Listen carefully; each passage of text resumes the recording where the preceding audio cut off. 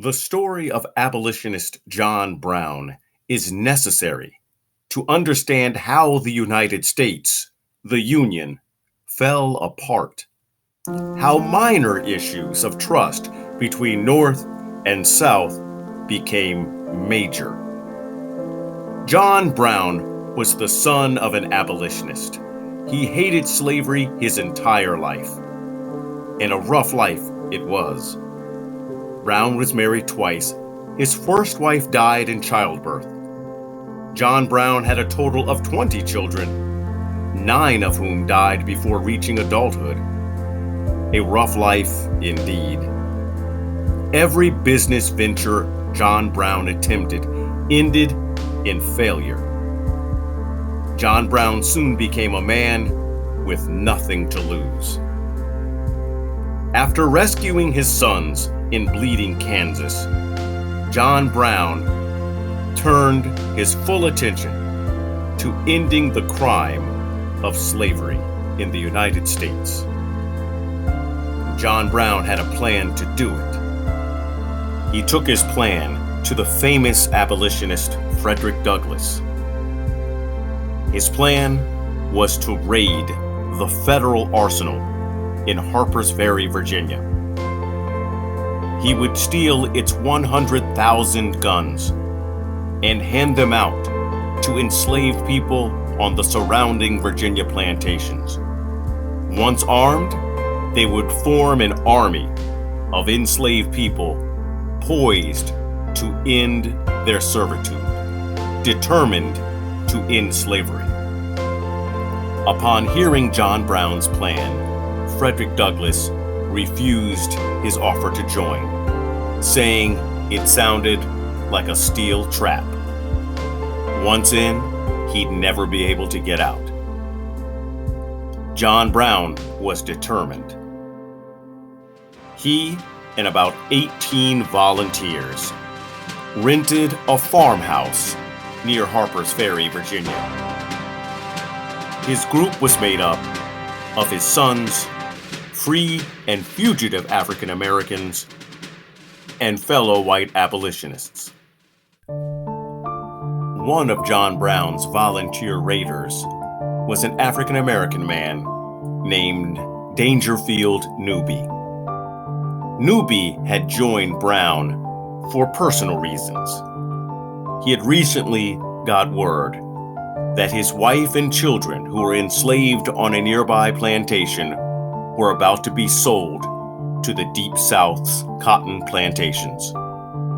Newby hoped joining Brown would allow him the opportunity to free his family from slavery.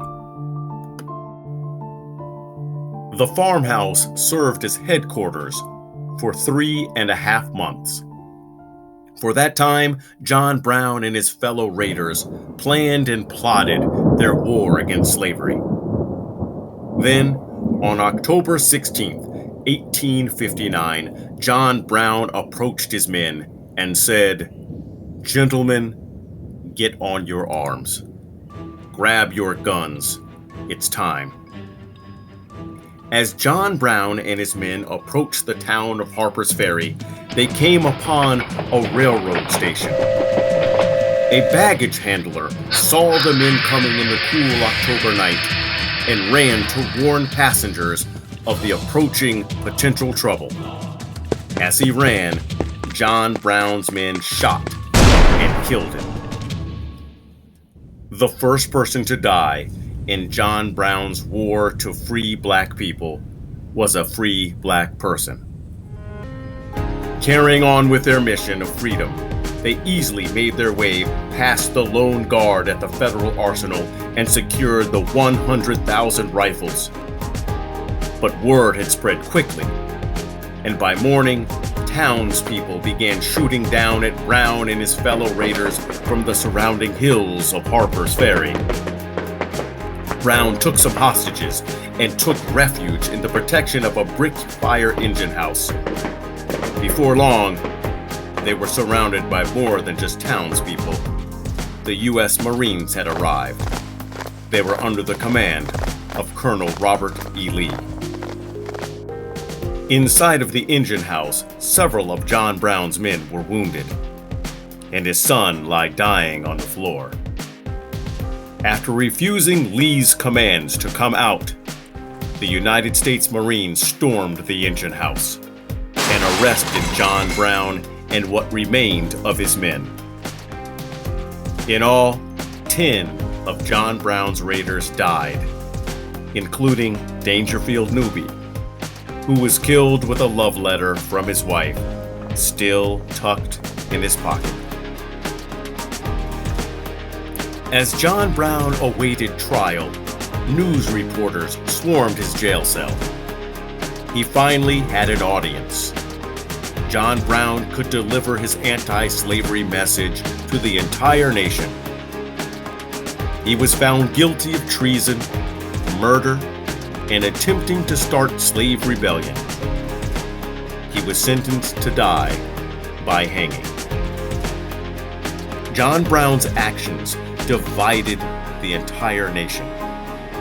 He had become a hero to many in the North, a villain to many in the South. And when investigators found that several Northern abolitionists, known as the Secret Six, had helped Brown with his plan, many Southerners were now convinced that the North would stop at nothing to end slavery and kill the Southern way of life. John Brown's raid on Harper's Ferry fractured the nation beyond repair. War was now inevitable. John Brown sat on his own coffin on his way to execution. Because Virginia authorities were so afraid that sympathetic Northerners would attempt a last-minute rescue of John Brown, his hanging was closed to the public and protected by military. One man who loved slavery and therefore hated John Brown wanted so badly to attend his execution that he stole a military uniform and blended in with the other soldiers. That man's name? John Wilkes Booth. If you don't know who that is, you soon will. You may dispose of me very easily. I am nearly disposed of now. But this question is still to be settled, this Negro question. I mean, the end of that is not yet. John Brown.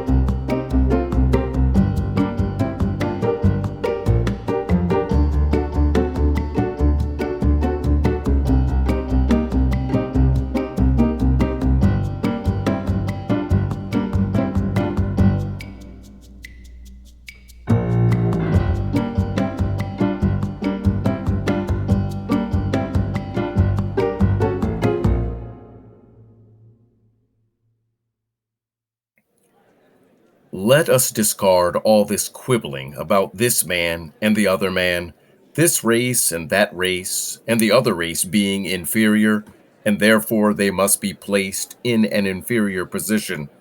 Let us discard all these things and unite as one people throughout this land until we shall once more stand up declaring that all men are created equal.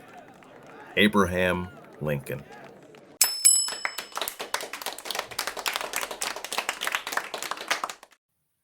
I will say then that I am not, nor ever have been, in favor of bringing about in any way the social and political equality of the white and black races.